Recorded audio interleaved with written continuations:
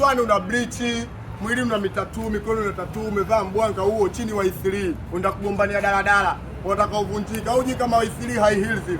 Watoto wanakanyaga mwanga lako, wanafunzi maneno kibao. Wewe watoto hamna heshima, hamna adabu, kumbe wewe ndio una adabu. Unashindwa kuja kununua pikipiki hata 800 ujitembelee Moshamu wewe Mnyamwezi. Kwani pikipiki 800? Wewe ngoja. Pikipiki 800 iko wapi? Mnyamwezi unagombania dada na wa E3. Pikipiki 800 iko wapi? Pikipiki za 800 si zile pale. Mstari ule wote mimi naongea 800.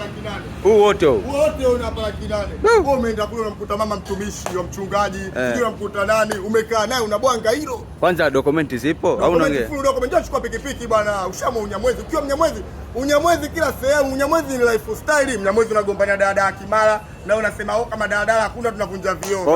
Unaambiaje vijana? Unazingua. Pikipiki kibao hapa, njoo mchukue pikipiki Unyamwezi. Ushaamua ukiwa Mnyamwezi.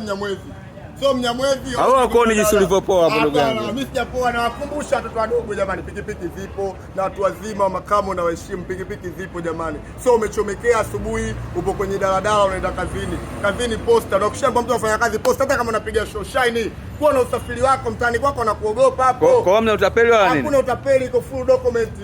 Nimemaliza. Nitachoka kuelezea kama Clemence Mwandambo.